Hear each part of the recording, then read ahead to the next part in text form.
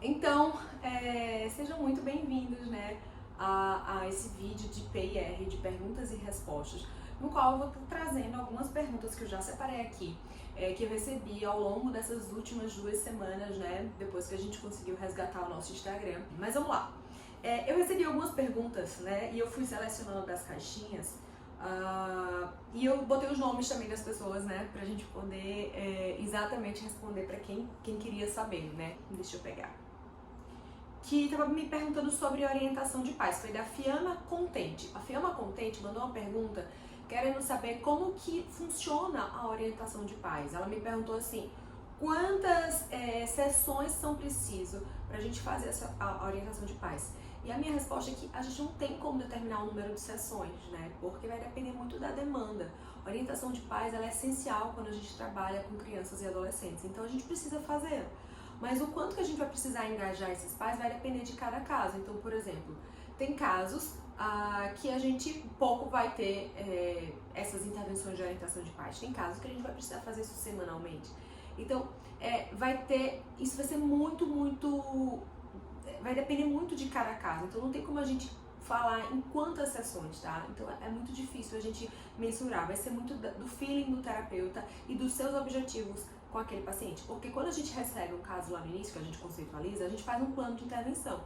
Então, a partir desse plano de intervenção, a gente já vai ter uma noção se vai precisar mais ou menos, né, de intervenção com esses pais. Acabei de receber uma pergunta aqui da Sâmia, perguntando se eu realizo supervisão para psicólogo. Realizo sim, tanto presencial lá na clínica quanto online, tá? E já retornei depois da licença maternidade. Na verdade, a primeira coisa que eu voltei da licença foi com supervisão, tá? E pra agendar a supervisão, tem um link na bio do Instagram, que é só clicar lá que cai direto no WhatsApp da minha secretária pra falar com ela, tá?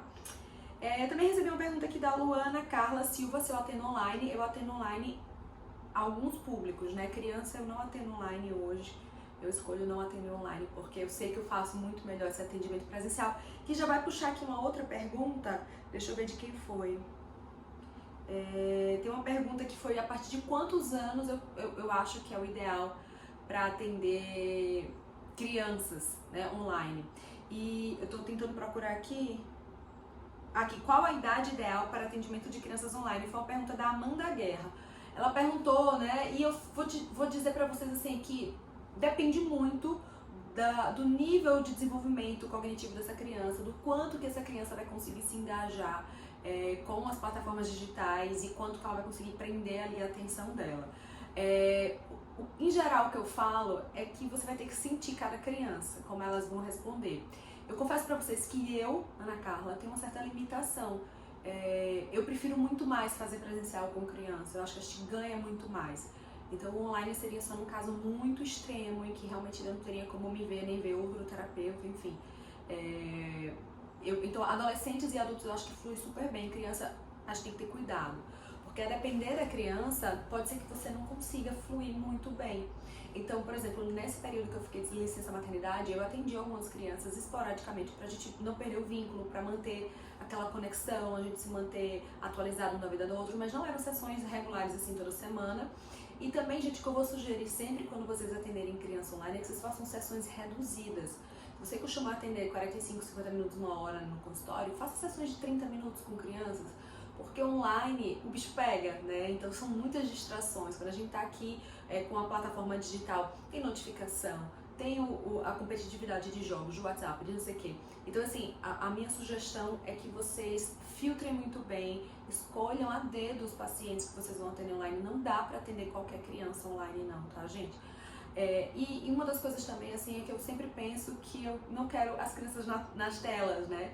Então, se tiver a oportunidade de fazer psicoterapia com um psicólogo presencial, vai ser muito melhor do que fazer comigo online, entende o que eu tô querendo dizer? Então, eu acho que precisa também reforçar essas ideias se a gente acredita nelas.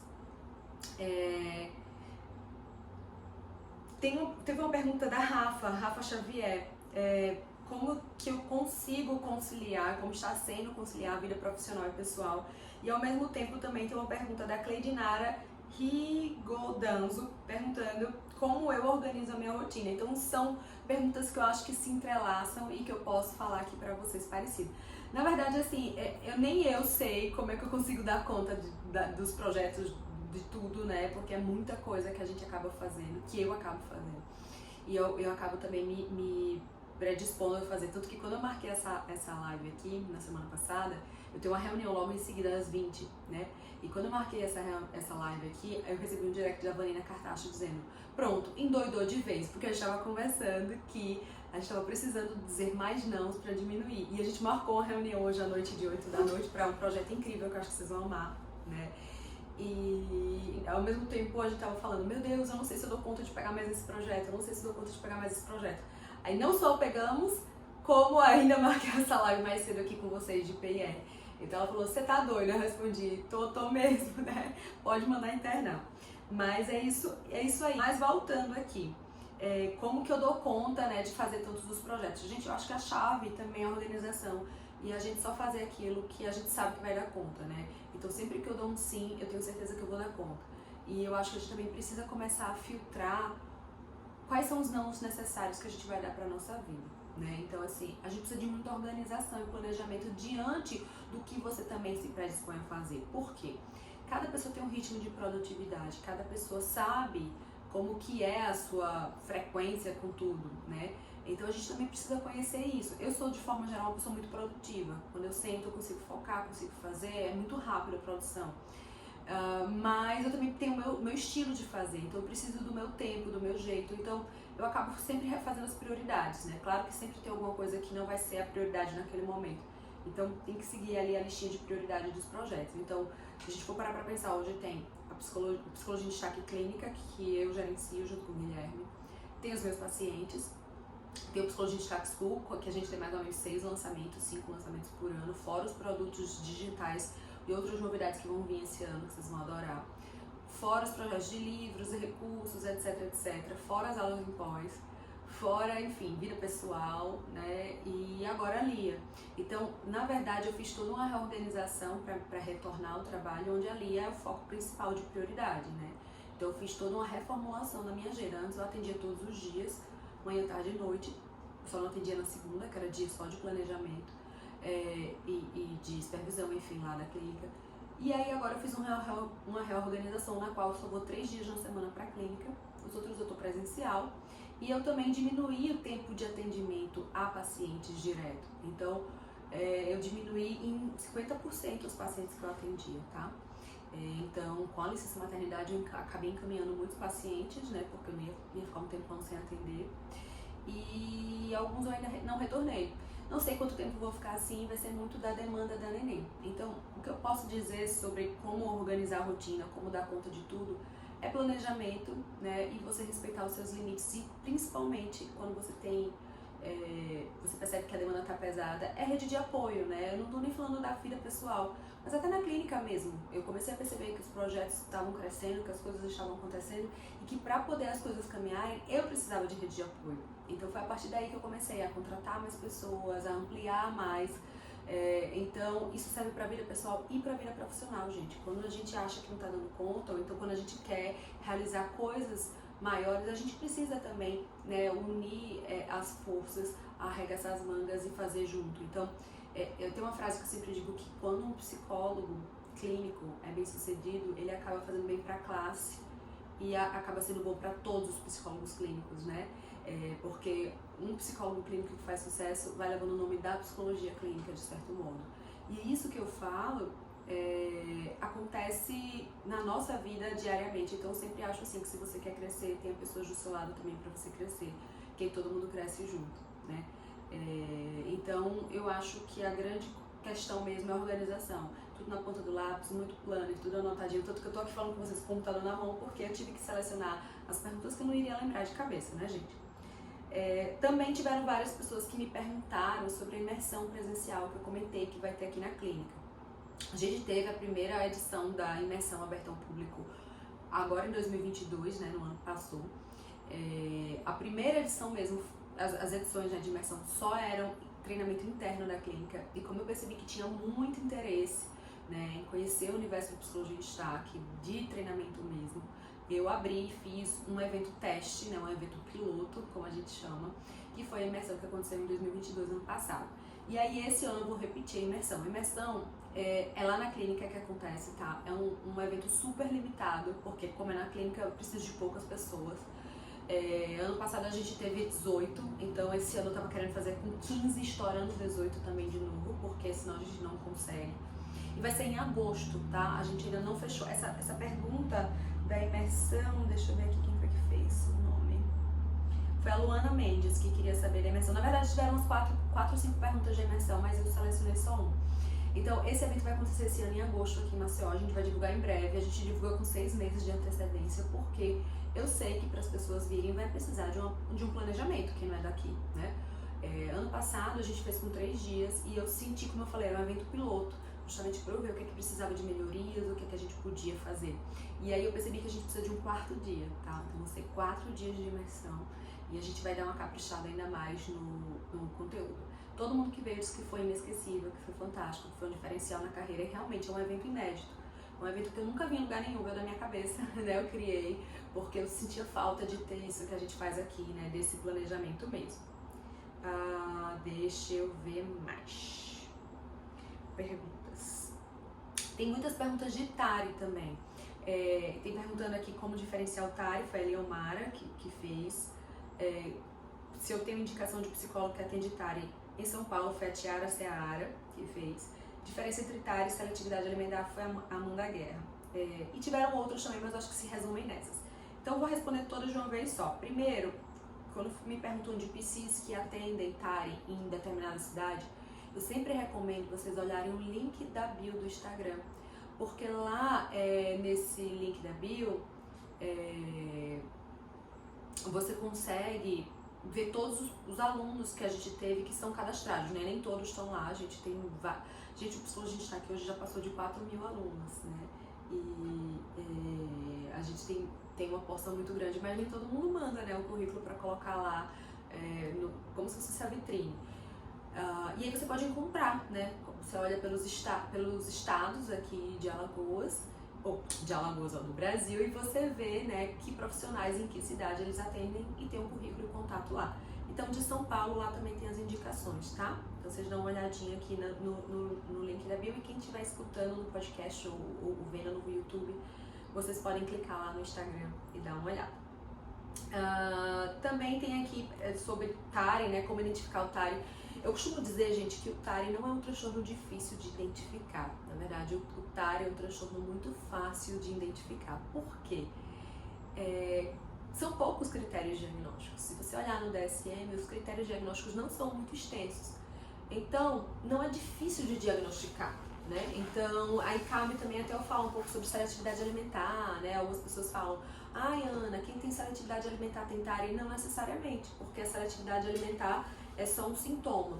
Por exemplo, eu, Ana Carla, posso ser seletiva alimentar em algo, mas não significa que eu tenho um transtorno. Por exemplo, eu sou seletiva em escolher marca X para comer tal coisa, eu sou seletiva para comer tal tipo de arroz na hora do almoço.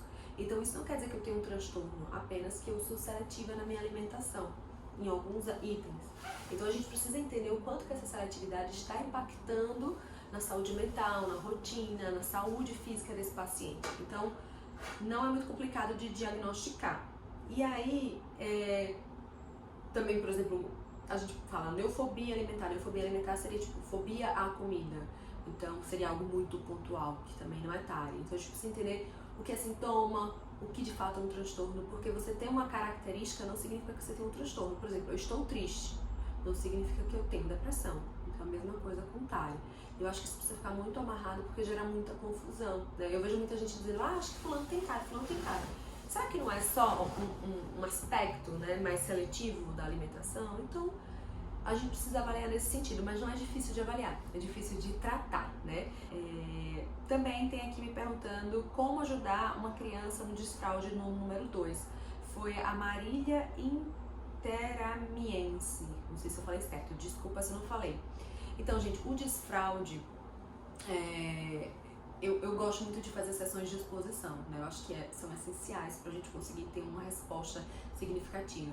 A gente, inclusive, já compartilhou na nossa comunidade do Telegram um recurso gratuito, que é o Diário do Cocô e do Xixi, que é para ajudar no desfraude, tá?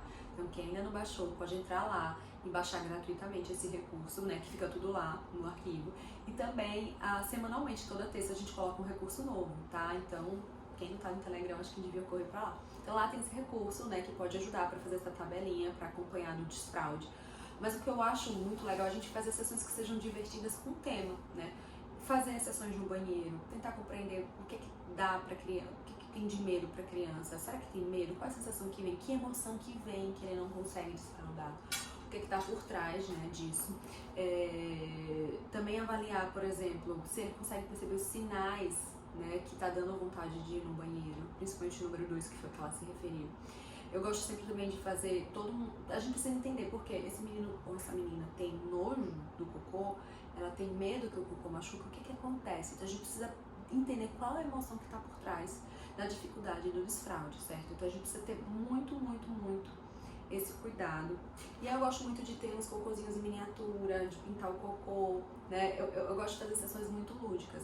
Então eu acho que a chave para um desfraude bem feito, né, e a gente ajudar de forma efetiva, é de fato a gente tentar olhar qual a emoção que está por trás dessa dificuldade, certo? Ó, a Vicky Savoy tá perguntando quais são as características de um dependente emocional. Eu acho que isso é muito também singular de cada pessoa, né, de cada paciente que a gente vai ter. Mas eu acho que o principal é quando a pessoa está muito vinculada ao outro para poder tomar decisões, que é o esquema que a gente chama de emaranhamento, muito comum, né? Então, quando a pessoa é muito emaranhada, ou então também independente emocionalmente, que é outro esquema de outra pessoa, ela vai ter muita dificuldade, né, dessa visão de self, que às vezes pode ter também esse self subdesenvolvido, que a gente chama. Então, é sempre agir em detrimento das opiniões dos outros, o que é que os outros vão achar. Então, a dependência emocional pode acontecer de várias formas, com diferentes tipos de relações. Pode ser, porque eu sei que está muito em alta agora, né, isso que aconteceu no Big Brother essa semana, eu não estou acompanhando, mas dei uma olhada aqui na internet, de você acabar se colocando em situações que não são confortáveis numa relação por conta de uma dependência emocional. Então a gente precisa entender que cada pessoa tem uma história de vida que faz a pessoa ser daquela forma, né? E a gente tentar compreender que tipo de esquema que está por trás.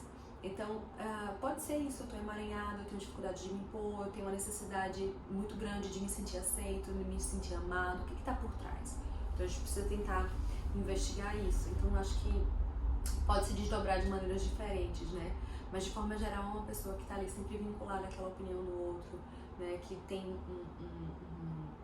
uma dificuldade muito grande, né? De impor limites nas relações também.